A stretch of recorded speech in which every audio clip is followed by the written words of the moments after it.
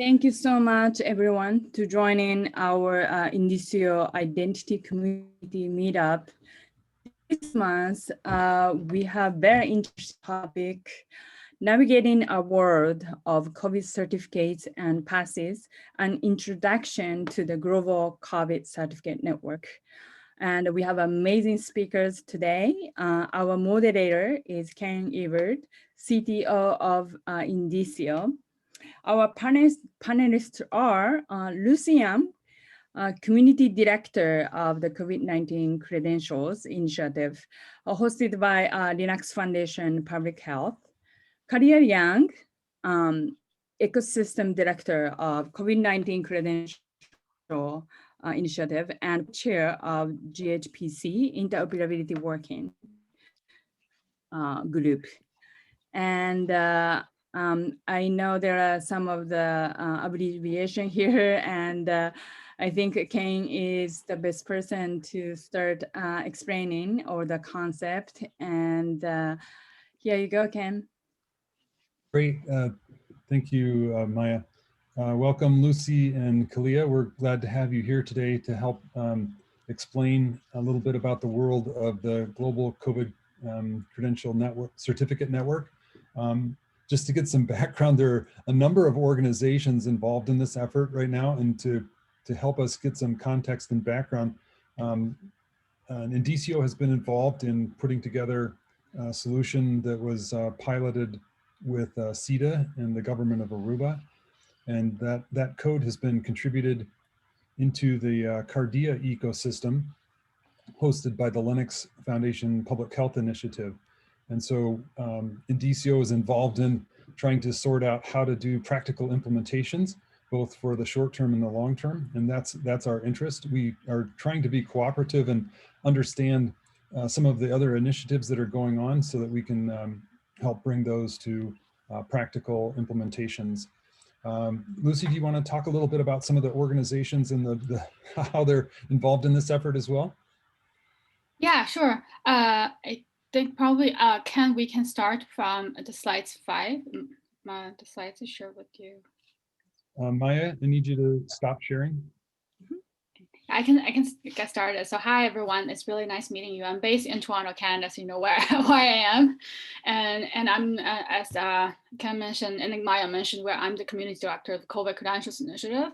I think I can start with what COVID Credentials Initiative, like CCI. So we were started last year in April, right after, unfortunately, COVID become a global pandemic. And we're now hosted by Linux Foundation Public Health. So we joined Linux Foundation Public Health in December last year. So it's as a really, really good, big step forward for the CCI community, because initially we were run as a volunteer group, and we started to looking for a home during summer last year, because we realized to run the community sustainably, and also to actually do meaningful work, we want to get connected. I think there's operational financial support, as well as actually connecting with the stakeholders, not only from public health, but also just like a wide range of stakeholders. That's the reason why we started looking for a home, and then we got really excited when we found out Linux Foundation Public Health was started last summer in July, also in response to the pandemic. So that's when, and last year, December, when they decided to expand into COVID credentials, it's kind of the natural kind of alignment and happened, and they took us in. So that's kind of a very brief history, CCI and Linux Foundation Public Health.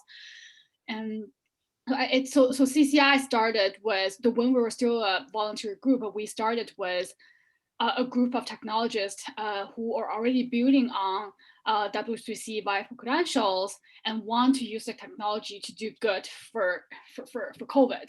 And this continued after we joined LFPH, but also the work also get advanced in the sense that we're trying to go beyond just community conversations, exchange of experiences, but also get into how we can help and standardize some of the efforts around COVID credentials. And we started, of course, mainly started with what we're good at, right? How where the W3C VAR credentials are still there's gaps, or there's still things need to be converged. That's the part of work Kalia has been leading at CCI.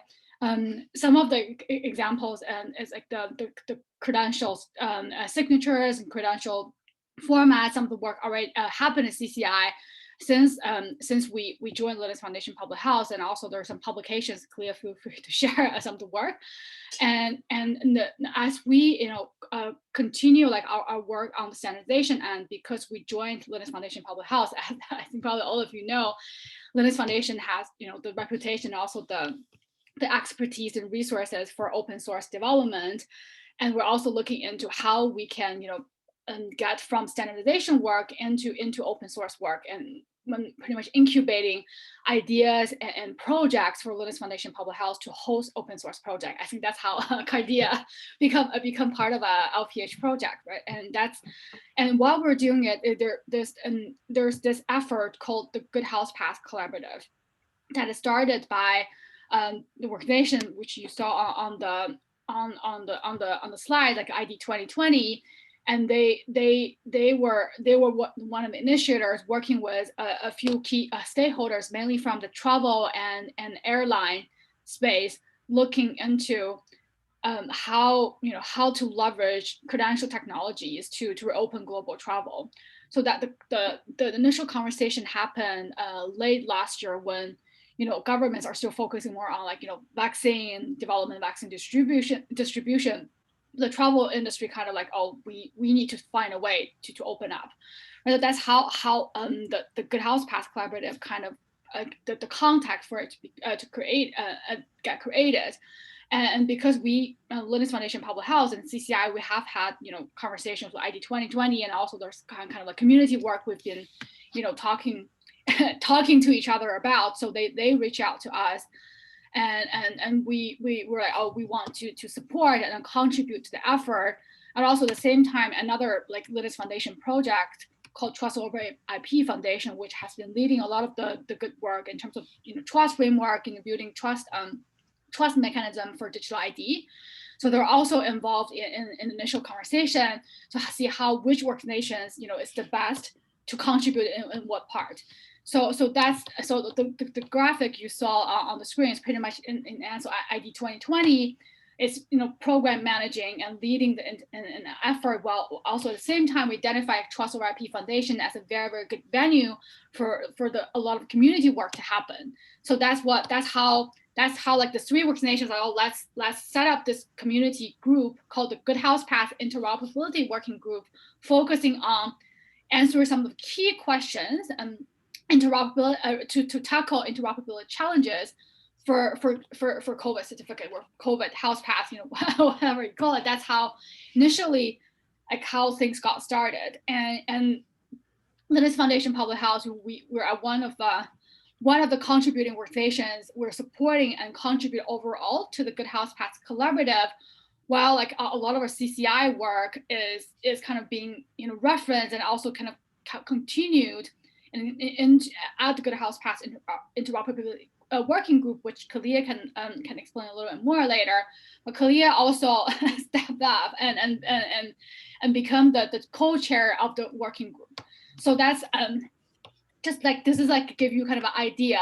So how these different organizations kind of got connected and through the Good Health Path Collaborative, and also how we collaborate to develop the Good Health Path Interoperability Blueprint. And Ken, if you don't mind going to the next slide. And where the Global COVID Certificate Network fits. So it is a new LPH initiative. And the kind of inspiration for GCCN is, so we because we are actively contributing and also seeing like the Good Health Path interoperability work and blueprint are coming, nearing the end, the completion, right? So we're like, how we can turn recommendations into actual implementations, into implementation, technical documents, and also just implementation guidance for the public health authorities we're working with. And this kind of thought especially came from our conversations with public health authorities and government we work with at LPH, knowing that a lot of the conversations have shifted, were evolved a lot over the past few months since late last year, because a lot of governments, and now like the vaccine is distribution is steadily going on, and they're also looking into once people get vaccinated and also with tests and other mechanism how they can start to reopen borders.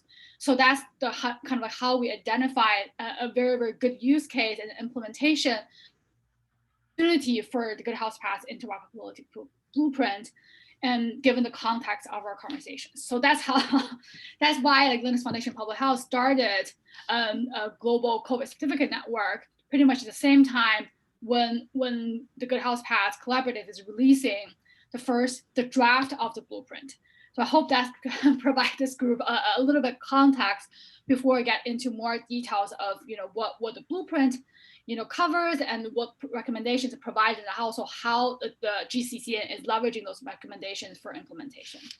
So to summarize for the people who just joined, it's the idea is that there is a recommendations coming out of the Good Health Pass interoperability working group with recommendations on how this might be put together and its goals and objectives, both kind of a long-term view of how that would work. And then the Global COVID Certificate Network is trying to take those recommendations and guidelines and bring them into operationalize them essentially. Yes, does correct. that capture the summary? Yes, yes. Kalia, did you want to add anything to the explanation there, or talk about some of the different aspects of the organizations? I think Lucy did an amazing job explaining it, and that diagram does a great job too. I think, the work of the blueprint's almost done, which is really exciting. We're gonna have an all-member, a whole working group member meeting tomorrow to vote on it. And then it goes to the Trusted Right Peace Steering Committee for a week before it becomes an official document. And we've also, we're missing some pieces. So there's a couple addendums planned, one on guardianship and one on how the recommendations can be used by other entities in the international travel space, like hotels. But it's, yeah, the blueprint's amazing, and now we have to go from there to making it happen in the real world, which is a big part of what GCCN is focused on. Cool. So the initial implementation that Indicio got involved with was the Cardia ecosystem, and this is a kind of a very simplistic early representation of how that might work, and I think this adheres fairly closely to the guidelines of the Good Health Pass, and that is that there's a source of health data. It gets handed over to the traveler. The traveler can present that to a government for travel purposes, and the selective disclosure and privacy preservation are a big part of that. So they only need to supply the data that they control with their consent to a government type of agent, who then issues them back you're safe to travel, basically a trusted traveler or something like that type of pass. And that can be used further down in the travel ribbon, for instance, to an airline or something like that. That's kind of the initial basic, and that was kind of the basic target. That travel type of scenario was the basic target of Good Health Pass. Looking forward a little bit in an expanded ecosystem, as you just mentioned, Kalia, you might want to go beyond just an airline or an immigration officer getting involved. Those are the kind of the primary candidates for travel, air travel. But it might go to railroads where you're crossing borders using a train or something like that, or a ship, or other mechanisms here, working with multiple levels of government. It may be a state government or a regional authority that has interest as well. As you mentioned, hospitality and the hotels and venues such as that. But it might also go into things that are not completely travel related, such as businesses trying to open a factory. They're not, it doesn't have anything to do with travel, but it's the same kind of needs. And we want to make sure that as the vision expands, that we're making and building in the flexibility with the governance that is amenable to allowing for those other types of entities to participate. Is that something that you feel like is planned as part of the roadmap for the Good Health Pass and for the COVID credentials network?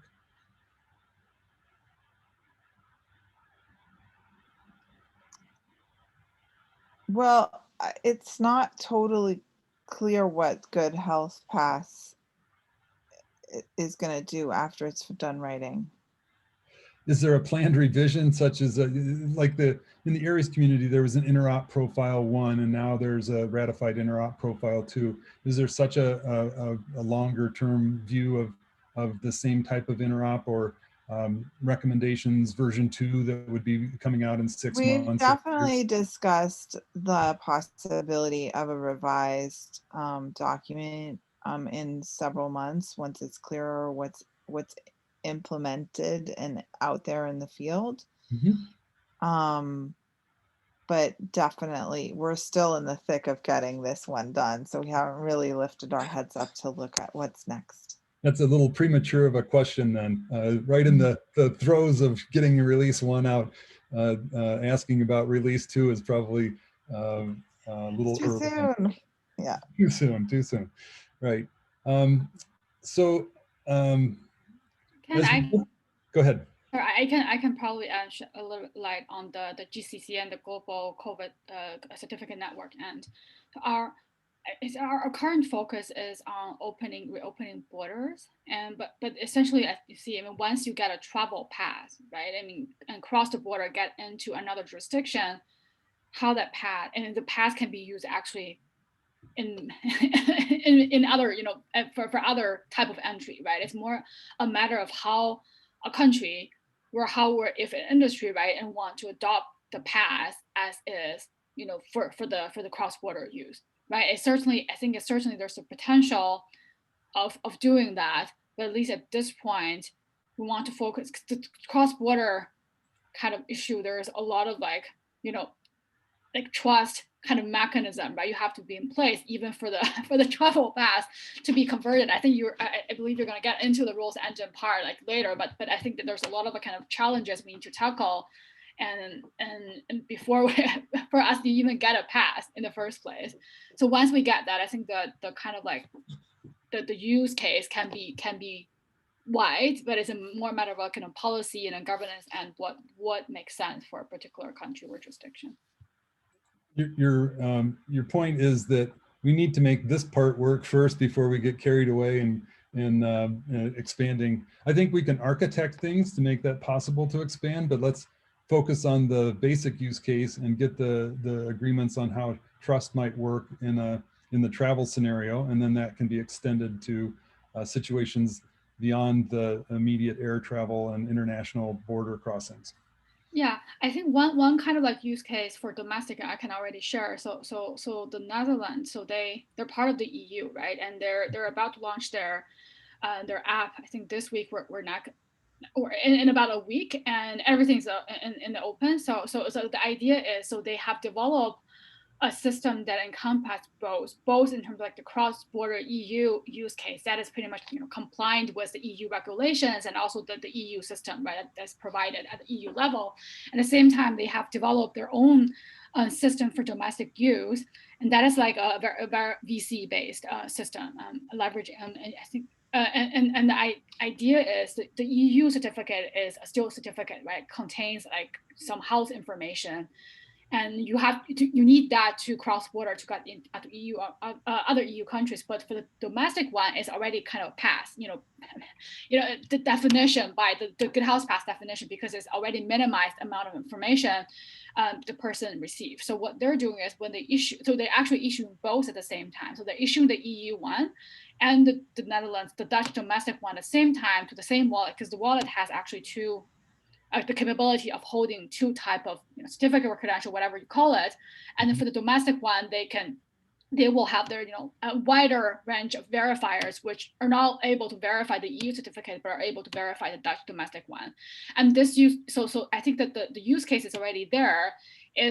But it's simpler in the Netherlands case because the country use only, right? The pass. So there's less of a kind of a trust cross-border trust issue compared to like the kind of the Good House Pass is trying to tackle, because that's kind of cross-border like travel use cases. So you touched on one topic in there about internal travel, and a second interesting topic was the difference between a certificate and a credential. Kalia, do you want to elaborate a little bit on that?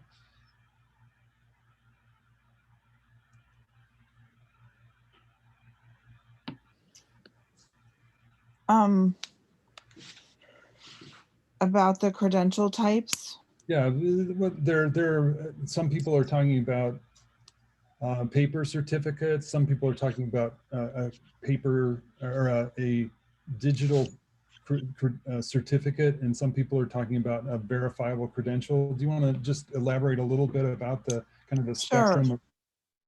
Yeah, so in our work, we came across many different terms. We have 3 that we define in the document and use. One is an attestation, which is somebody self-asserting, Mhm.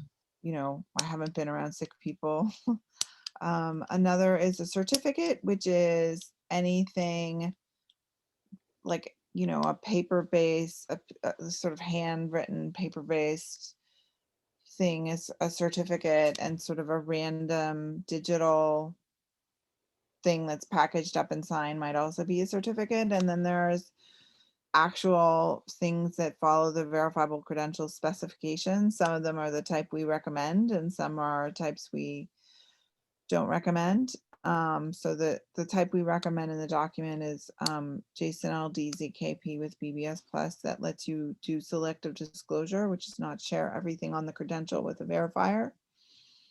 And some folks are doing the JSON JWT type credential, or even a variant of that type, and sort of saying, well, that's good enough. And then we have a pass, which is created by an entity that sort of does a verification process on the credential or the on the credential, and sort of issues you a yep, you're good to go, so that another entity knows you've been checked but doesn't want to see the PII or PHI, personal health information. So they don't want to know what you've been tested for, or when you were tested, or what you, none of that. They're just like, were you checked, and can you get into this venue? There's also in our recommendations, very reluctantly, a recommendation of how to create a paper pass with information on it. It's unwise to do so, though. If you can do the digital version of these passes, it's much safer for people. What's the distinction there for people who might not be aware of the details? Just what is the risk, or what is the problem with a QR codes for people are persistent permanent identifiers, and if that's what you're using, you're basically trading a trail of everywhere you go. And the other problem with them is that the QR code is the credential, so it's anybody you share it with could copy it and pretend to like and use it again, because it's not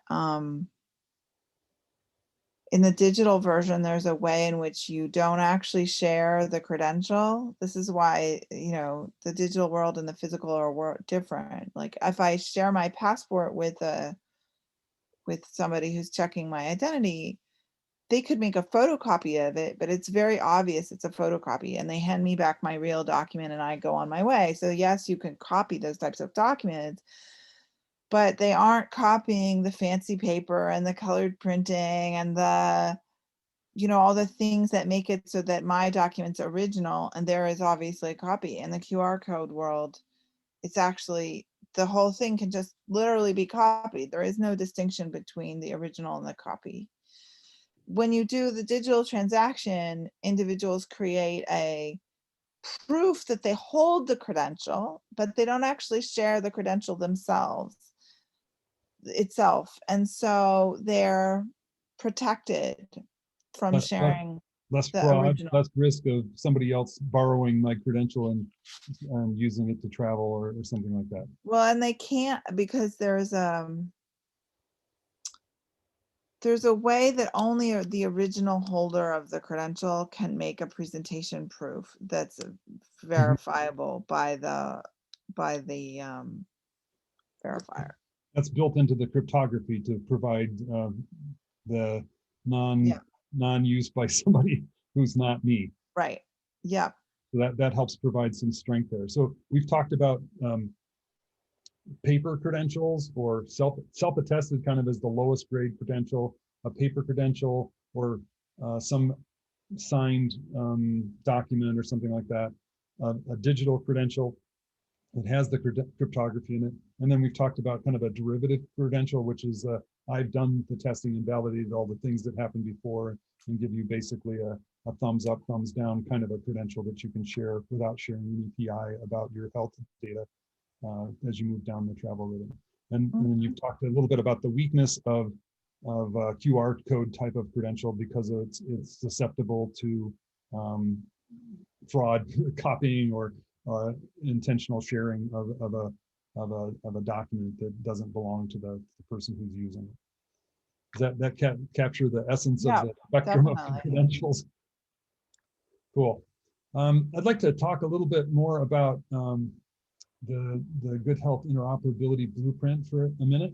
This is the recommendation guidelines that were put together prior to publication. I don't know if it's been updated in the last little bit, but it basically, I think the global COVID network is trying to basically look at how the trust registry might be implemented. Is that correct, Lucy, or am I missing something critical? I think we're looking at how everything should be implemented, right? It's like, you know, if so the trust registry is a key piece of it, because if we're looking at the EU system, right, they have a centralized gateway, so a centralized PKD, right, and that won't work outside of EU, or at least that won't scale right across the world.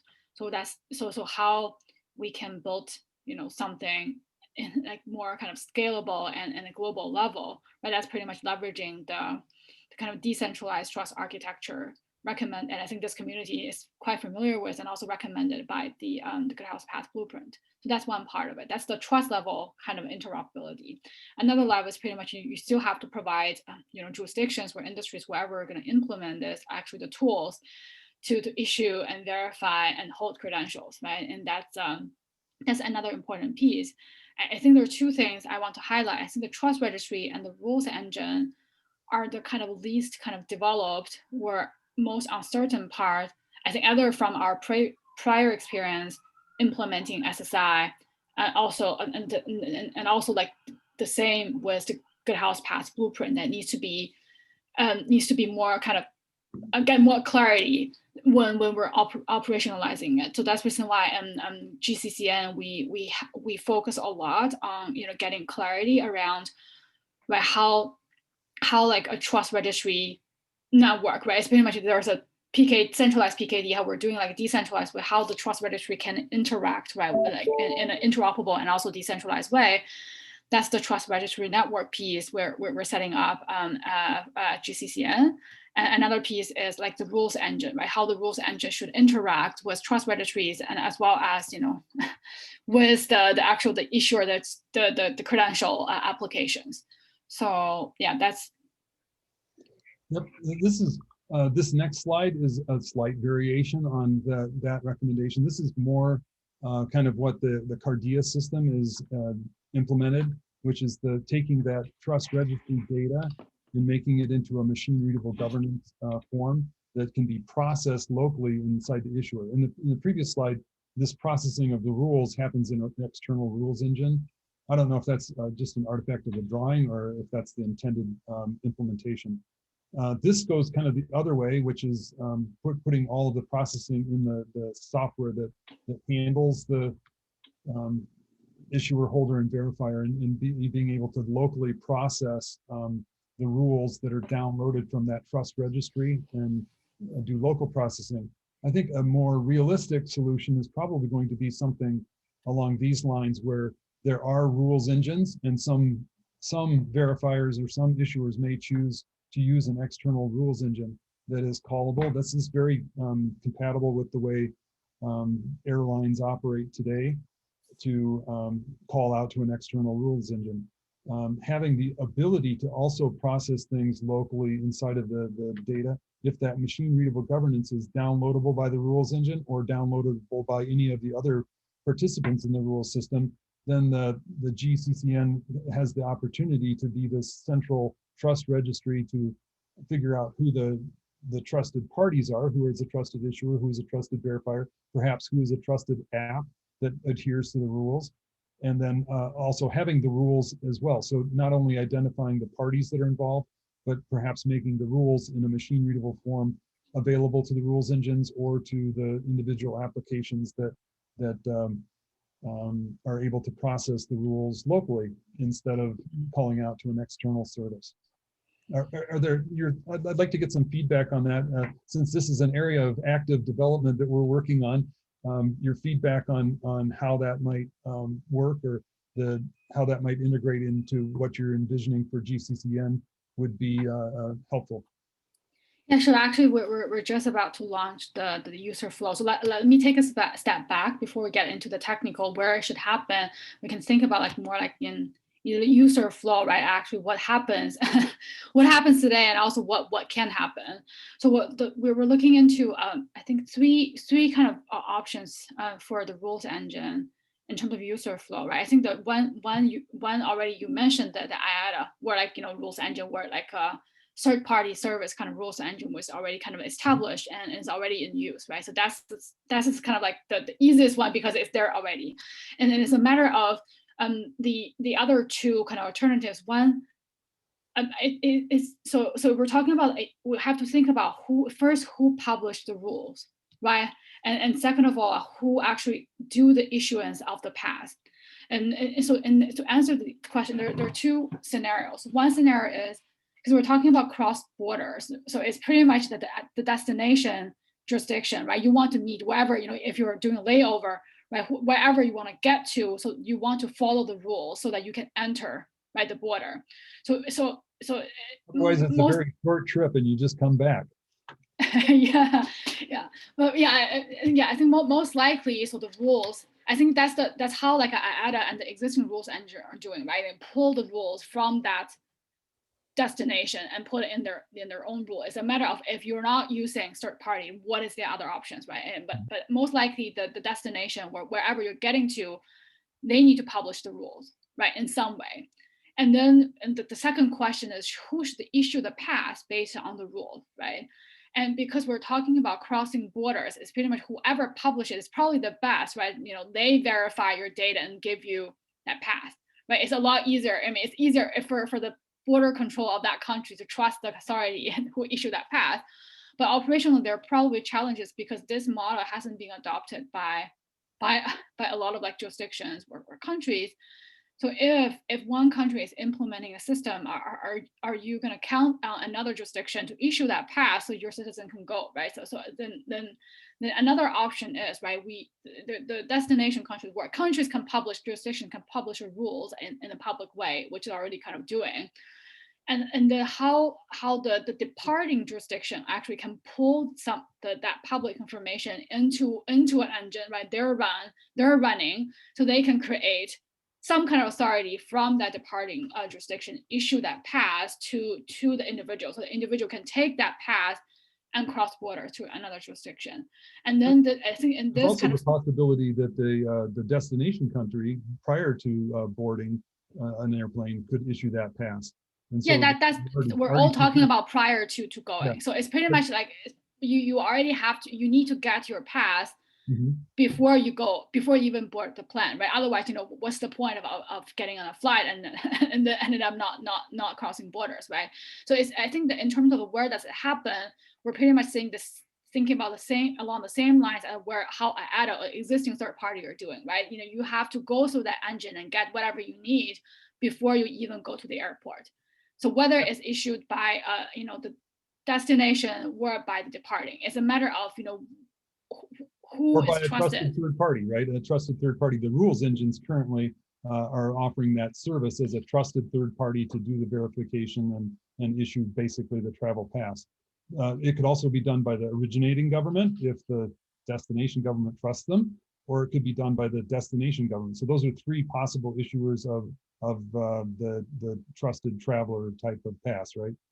At least that's how we want to approach it. So we will release the user flow with some of the explanations, and but pretty much what I'm explaining to this group is already something we're thinking about, and we're gonna make the information public others. So by having that, but you did mention two interesting facts. One is, who is the trusted authority to publish the rules, and that is typically the whoever's relying on it. It's the government, right? They say, if you want to come to my country, you have to follow my rules, and they're going to publish those rules. Whether they publish them in the registry or somebody else has to interpret their human press release rules or their website listed rules and put them in a form that can be adopted by the rules engines or by the verifier software or by the issuer software. Those are how did the mechanism for getting it published is part of what GCN is trying to define, right? What is a standard format that everyone can recognize and operate off of? Is that one of the goals of GCCN? Yeah, I think there are two things on the rules engine, and one thing is the syntax, right? Another thing is the software, the technology. I feel like must be something out there on the software end that we can probably already leverage, right, for GCCN. It's just it's a matter of we need to find it. And the syntax end, I think there's parties who are already doing that work. And we need to bring those parties into our community, right, and have a discussion of how we can converge on a syntax, so we enable whoever is making the rules to publish it in a way that can be read by by all kinds of software. So yeah, that's the two aspects we're looking into. So establishing a trusted repository for this data is part of the trust registry's function, but there are multiple publishers to that registry, right? Each country might have its own set of slightly varied rules about what they determine as safe travel for their countries. So they have ability to publish their own independent set of rules. But if we have them in a central location, a registry where we can look them up and find them, they're in a consistent format so that they're usable by multiple forms of software to help process those things and interpret them. That's kind of one of the major goals, is to provide basically a central clearinghouse for these trust rules, the governing rules, the governance framework, and whether it's machine readable or human or both. Are you looking to provide a human synopsis of the rules that might be in the trust registry, or are you just looking for machine readable, or kind of both, or undecided so far? So the way we're approaching the trust registry is a little bit separate from rules engine now, but I mean, it's connected, but publishing the rules is only one part of it, right? That's like how what rules you have for people to enter. There are also so many other aspects as part of the entire, ecosystem governance. So the way we're approaching the trust, so first of all, we're not creating a trust registry. We're creating a network. It's pretty much a directory, at least start manually listing people. And what we're doing is, so we're creating a template, and we'll be share it with the community either this week or early next week, with the questions, right, we need to answer as a network to what we need to have for one jurisdiction or one ecosystem to become an entry of the trust registry network. So we don't have an answer yet, but also so Linux Foundation Public Health, our role is more like a facilitator role, and how we can bring the parties who are already, especially those who are already running trust registries, into the conversation together with the community, and figure out how we can bootstrap this, right, when we don't have a lot. Right. So what are the things that need to be defined? So I don't have a perfect answer to your question, but I do feel like that the trust registry is the rules. What the rules is only a part of the governance that we want the participants of the trust registry network to publish. So the key idea though is to find a way for whatever rules there are to be discovered, to be published in a way that other people can have access to them, that they're open and not hidden in any way, so that everyone can take advantage of the rules and hopefully share a common syntax, so that the processing is similar between different countries or organizations that publish their. So in the beginning, you're focused on travel. It could be possible that a sports arena could also publish their rules for what they need to do for allowing you cross-border to get into the stadium. It's not quite the same level of sophistication, but it is that it is extensible to cover that type of situation as well. But the primary focus is on international travel to start with, and getting those rules from the different countries, letting them make their own determinations about the science and what they feel allows for safe travel, but to have that be shareable to the rules engine or to other software that wants to process that and be able to make an informed decision following public rules that everyone, kind of a level playing field for the rules processing. Yes, and a lot of work to be done there to make that happen. So in addition to providing a syntax and a way for a mechanism for discovery and download, there are other aspects of this. What are some of the other aspects of GCCN that might be important to our audience? I think so some interesting work that may happen very soon is we're in conversation with the EU to see. I think that so the EU has a centralized gateway, right? And it probably doesn't make sense for them to have conversations with one country after another outside of the EU. So the idea for GCCN is how we can bring a critical mass, right? And in a way that's not dictating, because LPH, we're not EU for sure. So it's how we can be that facilitator, also providing the tools so that other countries have a framework they can use, and also at the same time bringing critical mass to the EU. There's some kind of collaboration that happen between EU and GCCN to see how the kind of conversion, whatever kind of mechanism we have to in place so that the credentials come outside the EU can be kind of verified, can be accepted, and the other way around. Mm-hmm. So that's so we're exploring some kind of technical engagement to begin with, because that's easier to do, and also at the same time also having political conversations with multiple like EU institutions as well.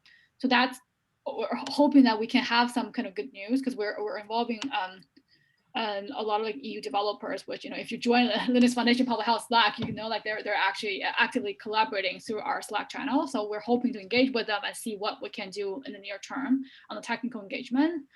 And another, I think, I wouldn't call it interesting area, but it has been the interoperability within the SSI, the verified credential community, right? BBS Plus, all like the exchange protocols and this stuff will need to happen. And how we can work with like Indicio or like the Cardia project and demonstrate that, and also help with that involvement is also something we care a lot about, because that's at the end of the day, I think so to begin with, we probably will focus more on converting any type of credential or certificate into a pass, right? So even though initial credential and certificate that is not a VC based, but at the end of the day, we hope that more and more kind of the health certificate issuers can adopt the credential as model, as right? Standard mechanism for getting the health data out. We have a question from Stephen. It says, could the rules engine be the front end to the governing authorities? I'm not sure if I get it right. So do you mean like the? Stephen, you want to elaborate? Sure. No, I understand there's like third-party rules engines right now, as you were explaining. But I was wondering, shouldn't it be more tightly coupled to governing authority? Like it should to me, it should kind of sit on top of the governing authority, which gives you the machine readable governance. When you're saying governing authorities, are you referring to the governments? Well, the box underneath trust registry, right? I mean, that's. Isn't that actually the rules? No. I see. So I add where third party is only one option, right? Like I think what Ken and we're exploring at GCCN is how we can provide the tools and also the mechanism for a governing authority, for example, a jurisdiction, right, where industry coalition to launch their own rules engine, which doesn't have, which means they don't have to use a third-party rules engine. If by that you mean like front end to the governing authorities. That's something we're looking into. So at the end, for example, IATA is not covering everything, right? It's not covering every countries or every airline. So are like, you know, countries. I think the same, even some of the, so if you're thinking about an airport, so certain airlines getting into that airport probably is using IATA. So it's a matter of the border control says, okay, I'm okay with the travel pass issued by IATA, but how about those who are coming in who is not, you know, taking an airline that's covered by IATA, right? And then, which means the border control or the jurisdiction or the government needs to have a rules engine which can produce that pass for those who are not, you know, going through, you know, third-party rules engines. I think we see like different rules engine run in parallel. Is a matter of who are the trusted issuer for the pass that will be accepted when you're crossing borders. And yeah, like Kalia said, I understand that the governing authority doesn't mean government, but I mean in our scenario, right, we're mainly speaking with jurisdictions and the governments who are setting up the COVID certificate ecosystem. For the initial implementation focused on international air travel, it probably is governments initially who are the governing authority, establishing the rules and then publishing them in some way. And there's part of what GCCN is looking at is how to make tools to make that job easier for those governments so that they can be readily shared. And later on, it could be other things like businesses that publish their own rules for their own purposes.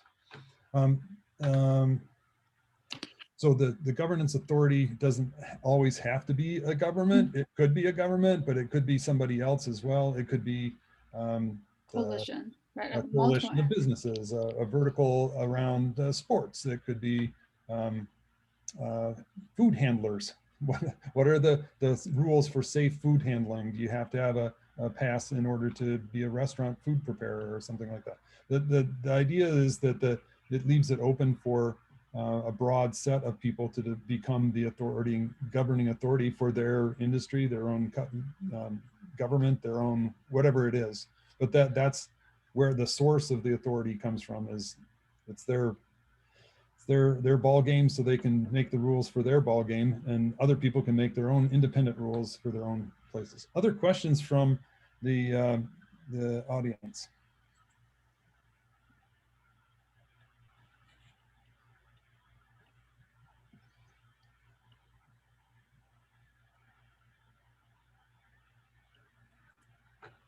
Sometimes people are shy.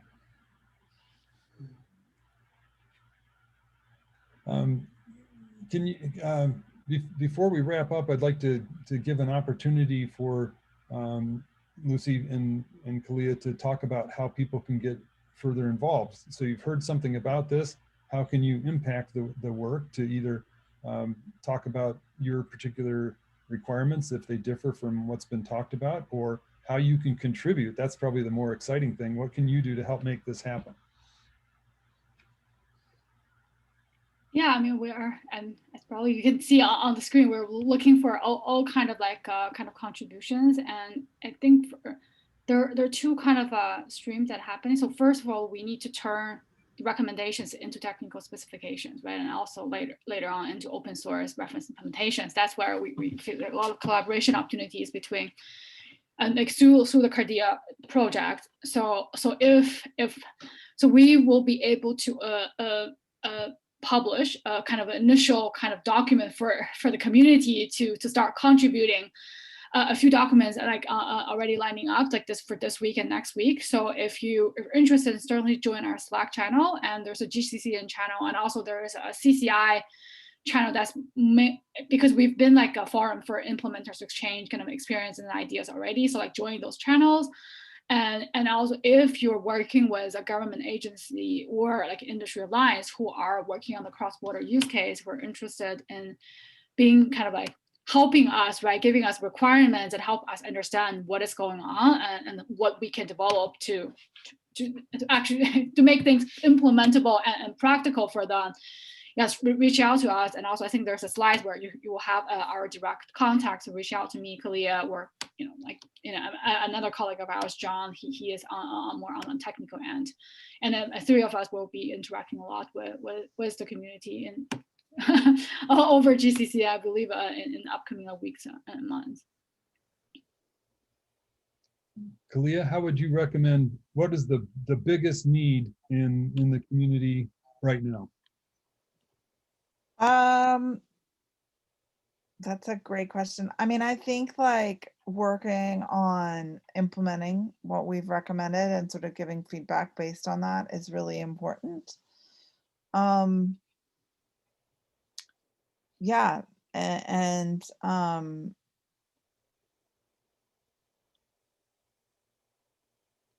Read the keep diving recommendation. in. I mean, we've made recommendations to implement things that are still almost like that are just getting finished, right? So they really need people to pick them up and try them and help make them better. So one of our recommendations was, you know, for credential exchange to support the Aries sort of cluster of interoperable projects and the Silicon Valley Innovation Program cluster of interoperable projects coming out of IIW, which happened in the middle of the Good Health Pass writing. There was a whole series of conversations to create a protocol out of existing protocols to support exchange between those, right? So that's called wallet and credential interaction presentation exchange. And that's now done, but it needs people to try and make it work so that we can actually get this interop happening. Read the recommendations, feedback on the recommendations, implement some of the recommendations, and Yep. find out what works and where the weaknesses are to help strengthen. Yeah, and join, you know, if you want to get connected with implementers, we've got a lot of really great activity happening in LFPH Slack, as Lucy said. So it's a good place to find collaborators. Well, we're running out of time, but I'd like to thank Lucy Yang from LFPH and Kalia for being here. John is also a good person to talk to. John is more involved in the technical details. Is that a correct assessment of his role, Lucy?